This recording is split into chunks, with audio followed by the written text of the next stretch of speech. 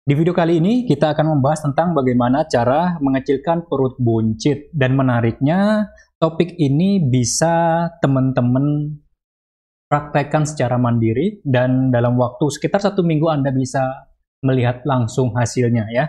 Tips ini langsung aja to the point, bab-bab apa yang harus Anda lakukan tanpa harus kebanyakan teori gitu ya. Jadi pastikan Anda tonton dari tips pertama sampai tips yang terakhir. Tapi sebelum kita simak, mari kita tonton terlebih dahulu video opener berikut ini. Pengen punya body langsing tapi nggak mau kebanyakan teori? Gampang, minum aja Fat Activator setiap pagi. Fat Activator, pengganti sarapan untuk bakar kelebihan lemak badan.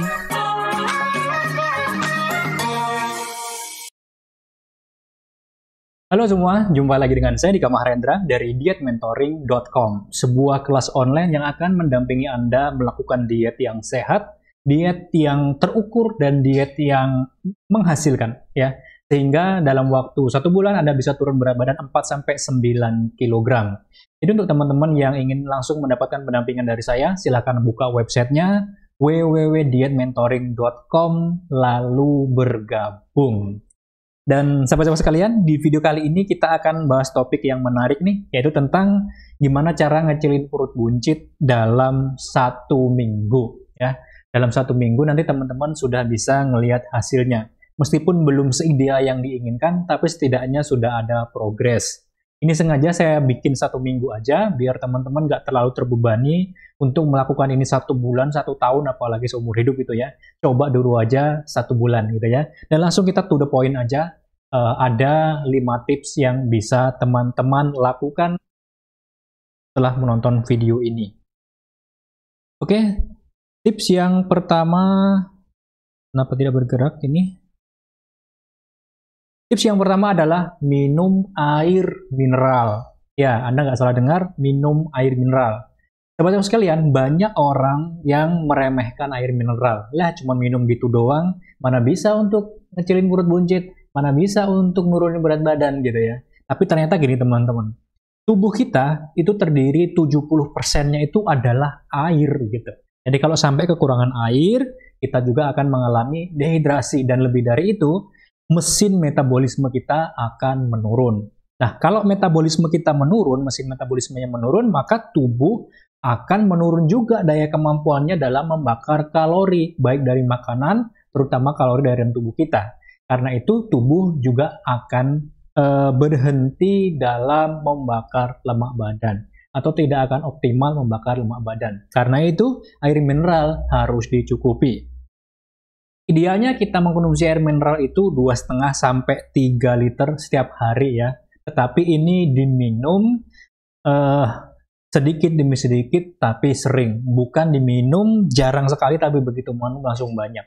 Misalnya nih 3 liter Anda konsumsi dalam 3 kali, berarti sekali minum 1 liter, itu bukan cara minum yang tepat. Karena apa? Kalau Anda minum 1 liter atau setengah liter saja gitu, nggak sampai 1 jam Anda pasti akan buang-buang air kecil. Artinya airnya lebih banyak terbuang daripada yang terserap. Jadi minumlah sedikit demi sedikit ya. 1 jam sekali misalnya 1 gelas 200 ml itu lebih bagus dibanding yang langsung minum setengah liter atau 1 liter. Dan teman-teman, yang paling penting adalah pada saat bangun tidur. Jadi begitu bangun, aktivitas yang Anda lakukan adalah minum air mineral. Kalau Anda muslim, minum dulu air mineral, setelah itu baru wudhu, baru sholat subuh. Dan kalau Anda yang non-muslim, pokoknya begitu bangun langsung minum air mineral 1 gelas. Dan diutamakan adalah air mineral yang hangat. Coba sendiri, 1 minggu ini begitu bangun langsung minum air mineral, manfaat apa yang akan Anda rasakan? Yang pasti ini penting sekali.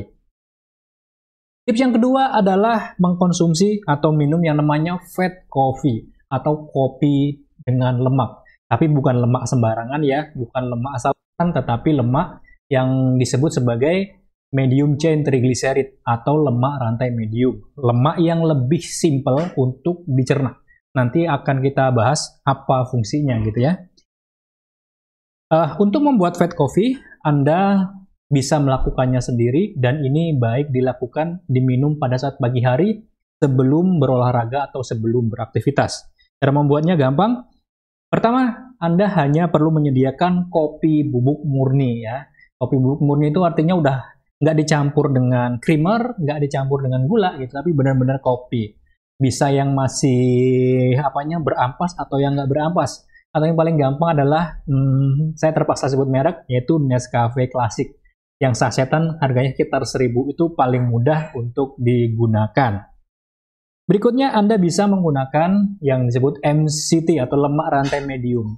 Nah, lemak rantai medium ini dia fungsinya satu untuk memberikan energi instan kepada kita pagi hari ya, karena pagi hari kita belum makan. Selain itu, MCT juga akan merangsang liver kita untuk mengenali lemak sebagai sumber energi. Karena lemak badan kita itu kompleks dan tidak mudah untuk diubah jadi energi. Sehingga liver kita ajarkan lemak-lemak yang lebih simpel untuk dicerna gitu ya. MCT bisa Anda dapatkan dalam bentuk virgin coconut oil misalnya, atau menggunakan MCT oil. Tidak bisa pakai minyak goreng, tidak bisa juga pakai minyak olive oil atau minyak zaitun, itu tidak bisa digunakan karena mereka lemaknya rantai panjang, bukan lemak rantai medium.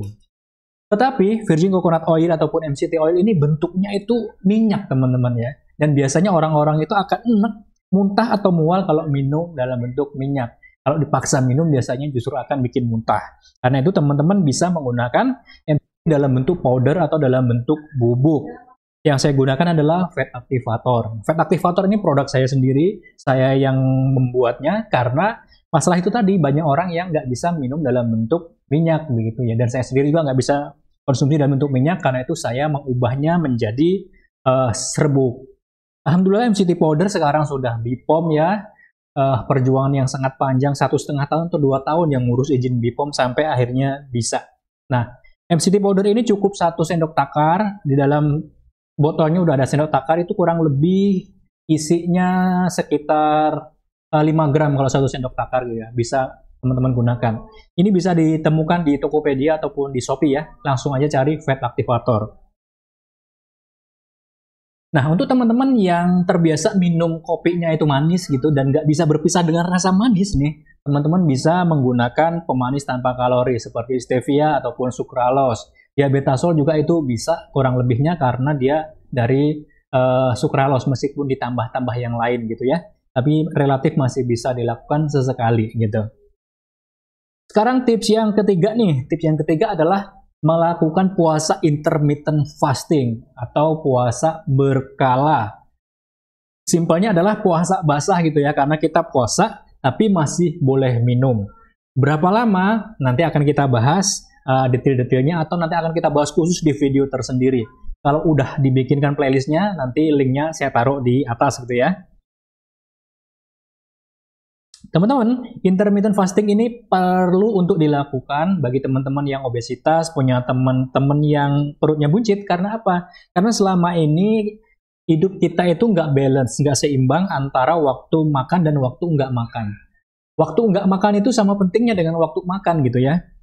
Nah, yang terjadi selama ini, jendela makan kita itu 8:16. Maksudnya apa? Maksudnya adalah 16 jam itu kita gunakan untuk makan, sementara yang 8 jam kita gunakan untuk nggak makan.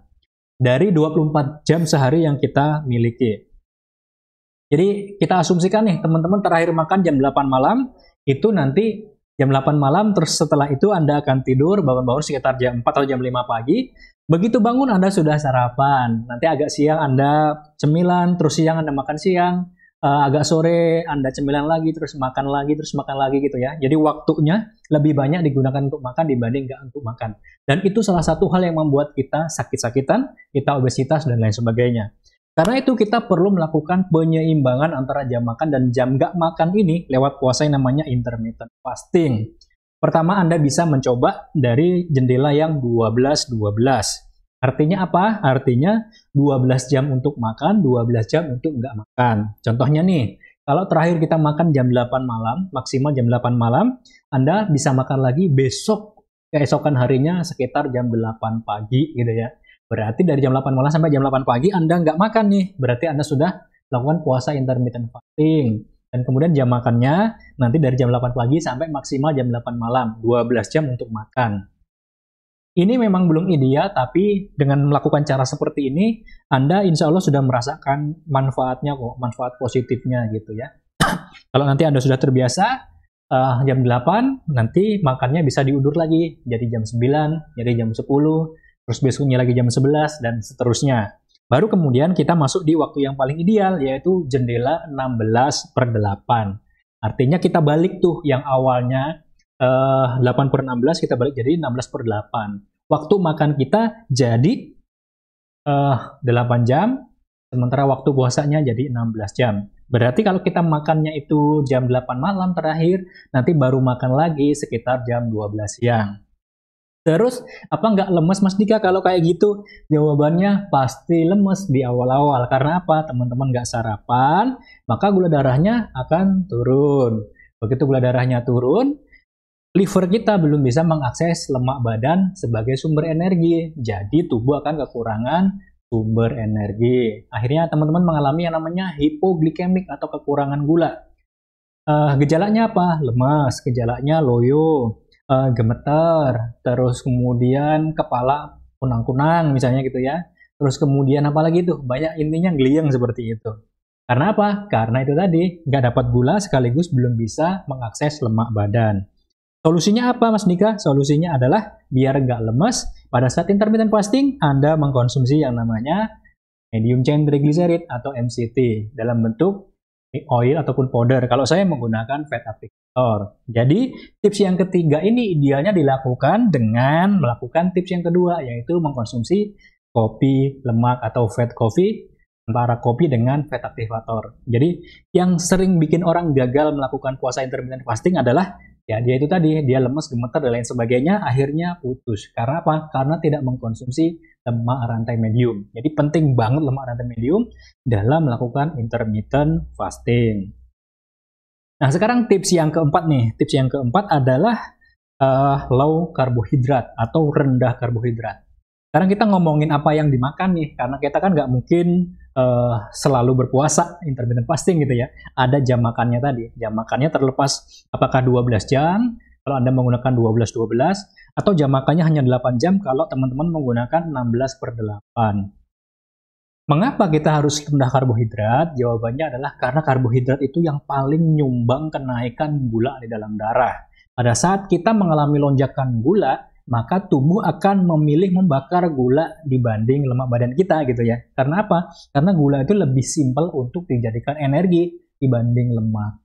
Kalau tubuh memilih gula, berarti lemak kita nggak terakses lagi nih. Lemak kita nggak dibakar lagi gitu. Karena itu, pilihlah yang rendah karbohidrat.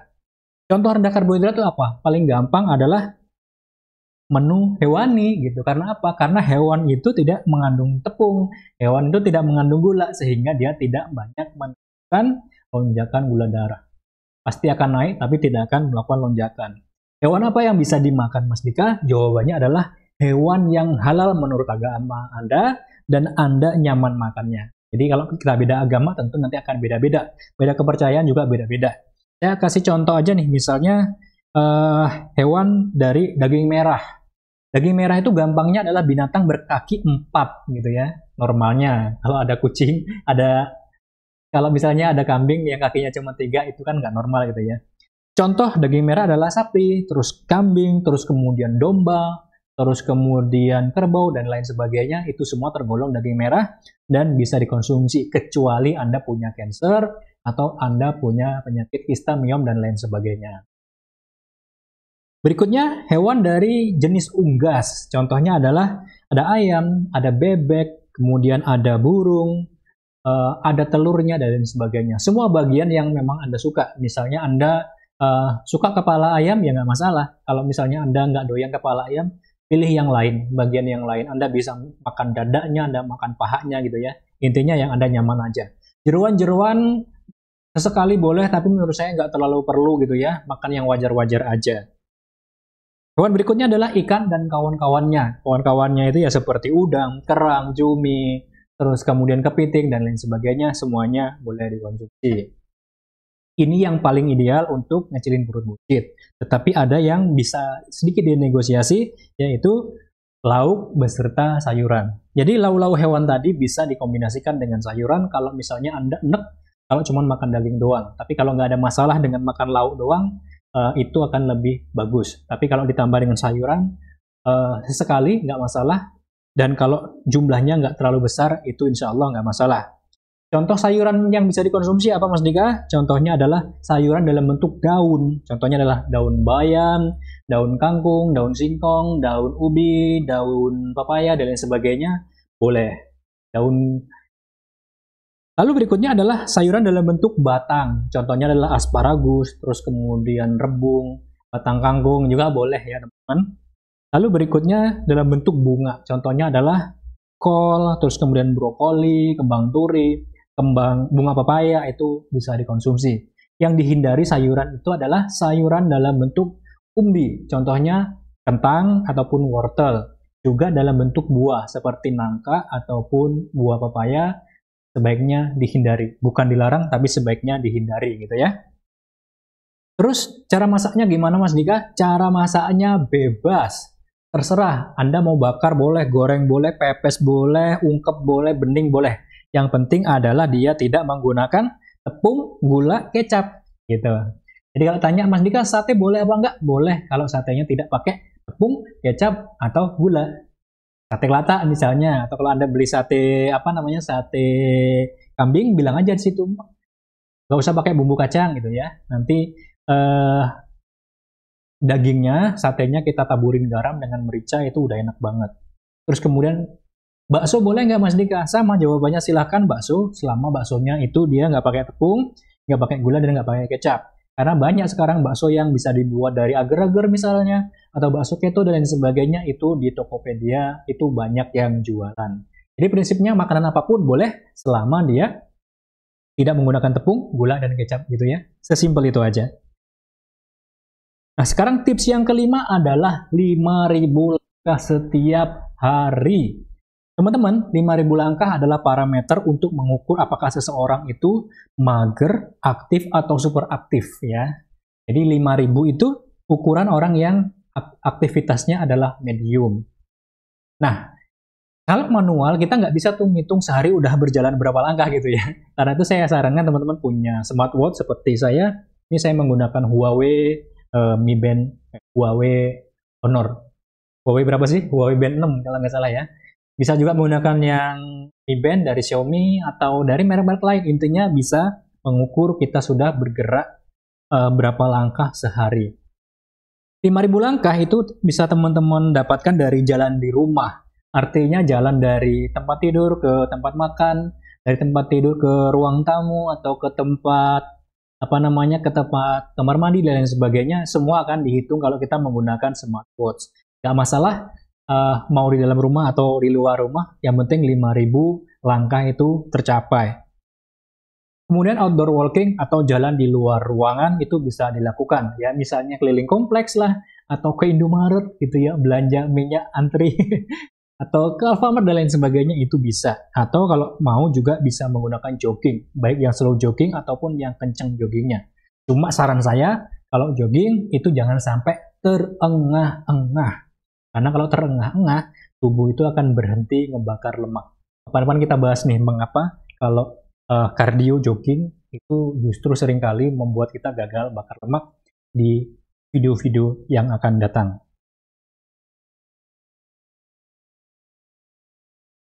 Oke teman-teman, itulah mengecilkan perut buncit yang bisa Anda coba, dan 1 minggu insya Allah hasilnya akan terlihat, meskipun belum ideal. Kalau mau ideal ya perpanjang jadi 2 minggu, 4 minggu, artinya 1 bulan, kemudian 2 bulan atau 3 bulan, nanti hasilnya akan lebih optimal.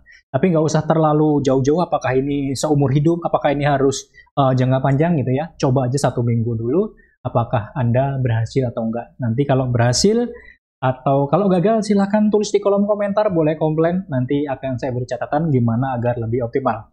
Oke, sekian dari saya, Dika Mahendra, sampai jumpa di video berikutnya. Assalamualaikum warahmatullahi wabarakatuh. Pengen punya body langsing tapi nggak mau kebanyakan teori? Gampang, minum aja Fat Activator setiap pagi. Fat Activator, pengganti sarapan untuk bakar kelebihan lemak badan.